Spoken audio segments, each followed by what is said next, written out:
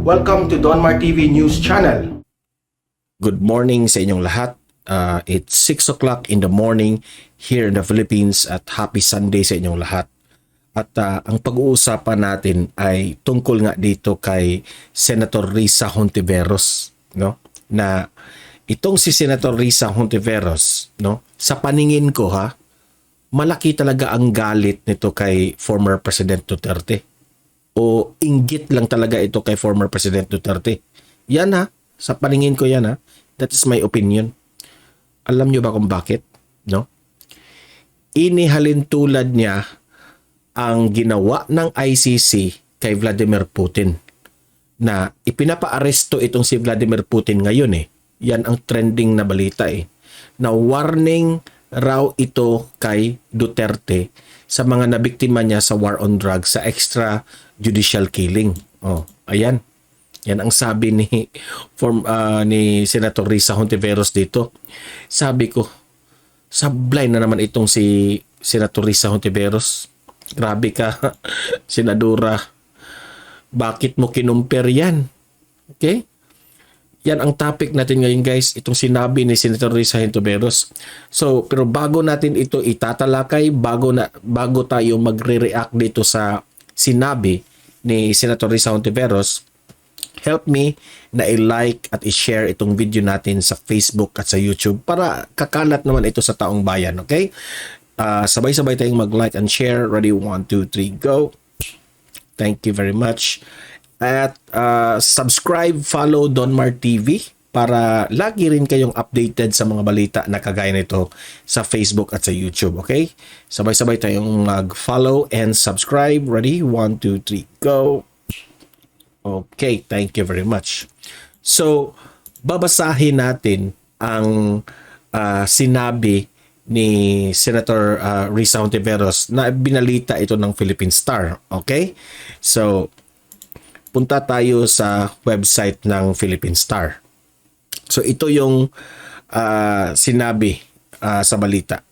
Senator Risa Hontiveros is optimistic that the warrant of arrest issued by the International Criminal Court o the ICC against Russian President Vladimir Putin should serve as a fair warning. Warning raw ito against the people who deny justice of victims of former President Rodrigo Duterte's bloody war.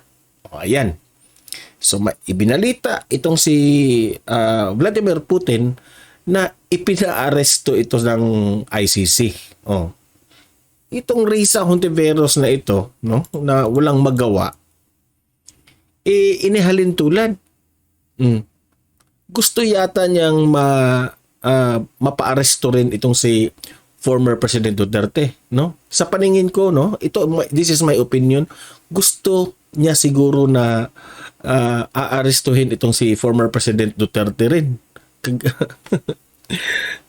So, kaya nga nag-vlog ako ngayon, nagre-react ako dyan kasi sablay papatunayan ko sa inyo na sablay itong kanyang mga sinasabi, okay? So, ayan, may ebidensya tayo na talagang binalita ito ng Philippine Star. Okay? So, bakit ko sinabi na itong si Senadora Risa Hontiveros ay bitter at inggit kay former President Duterte?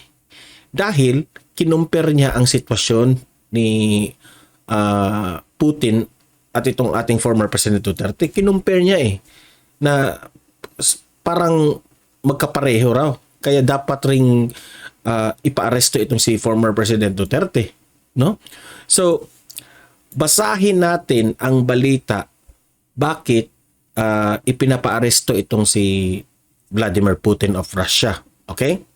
Ito, yung sinabi ng balita. The ICC last Friday announced that the arrest warrant against Putin involved is unlawful deportation of 16,000 Ukrainian children to Russia since the February 2022 invasion, a move seen by the International Court as a war crime.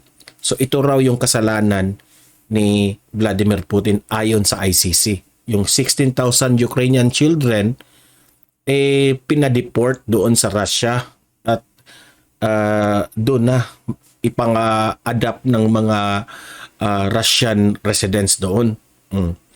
Kaya umalma itong ICC. So yan ang dahilan na galit yung ICC kay Vladimir Putin dahil sa ginawa ni Putin na yan. Okay? So ikaw naman, Risa Hontiveros, bakit mo kinumpir yan? Ha? Na magkaiba yung kay Pangulong Duterte. Okay?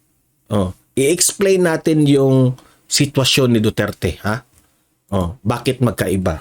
Yung kay ako Senador Risa Hontiveros, no?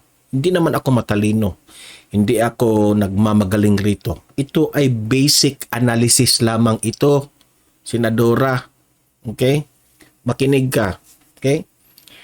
Bakit ko ba nasabi na magkaiba yun?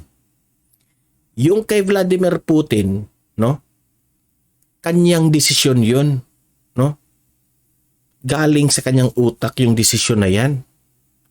Yung kay Pangulong Duterte, no? Itong kay Duterte, ibinuto siya ng taong bayan, no? Sabi pa nga ni former President Duterte, bago siya na presidente, na kapag siya ang mapresidente, kapag ako ay ibinuto nyo, talagang isusulong ko yung war on drugs. Dahil malala na ang sitwasyon ng Pilipinas tungkol sa droga. Marami ng mga inosenteng taong nadadamay, namamatay, naging biktima dito sa mga ulol na mga drug addicts na ito. Did you understand that, Risa Hontiveros? Ha?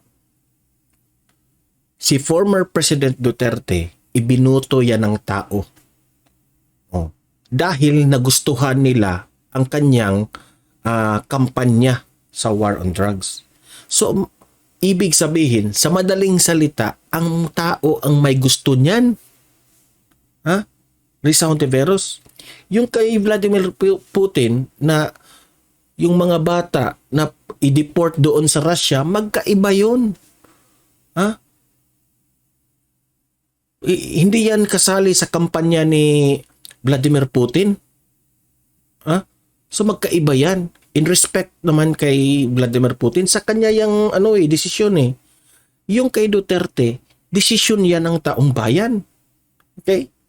Naisip mo ba ang difference? Ha? Risa Hontiveros? Okay, ito pa, no? Tanong ko lang sa ICC, no? Tanong ko ito sa ICC, ha? Dahil itong ICC ay parang, para sa akin, ha, lumalaki na itong ulo ng ICC eh. Gusto nyong arestuhin si Vladimir Putin. Na ang tanong, kaya nyo bang arestuhin si Vladimir Putin? Ha? Kayong mga audience ko dito, kaya nyo bang arestuhin si Vladimir Putin? Ha? Hindi nga kayo maka-aresto kay former President Duterte? Nagpapatawa kayong mga taga-ICC kayo. No? Hindi nyo kaya yan. Naaawa ako sa kung sino man ang mag-aresto niyan, kawawa. Sige, subukan yung arestuhin nyo si Vladimir Putin. Yan, mahirap arestuhin niyan si Vladimir Putin. Tanong ko lang ito, ha. Paano nyo yan aarestuhin? Di ba? So ikaw, Risa Hontiveros, iyak ka na lang, no? Kung bitter ka, kung may galit ka kay former President Duterte, iiyak mo na lang yan. Inggit ka lang eh. Sa pananaw ko yan, ha, opinion ko yan, inggit ka lang. No? Kontra ka lang ng kontra sa ating former President Duterte kahit nga mga mabuting ginagawa ni former Presidente Duterte noon, pumapalag ka eh. As far as I can remember eh. Ha? Kahit mga magandang ginagawa eh, kinukontra mo. Di ba? So, talagang para sa akin, sablay. Senador Risa Hontiveros, sablay ka. Wag mong i-compare ang sitwasyon ni former President Duterte at itong nangyari ngayon kay Vladimir Putin of Russia. Magkaiba yun, Senadora. Okay? Klarong-klaro yun pagka-explain ko. Kung inggit ka kay former President Duterte, kung galit ka sa kanya, wag mong i-compare na ganun na lang. Okay? So, very obvious, no? Nakikita natin ito na sa hindi naman tayo BO, no? Na hindi natin ang kanyang mga sinabi ay hindi natin ma-detect na kainggitan lang. Di ba?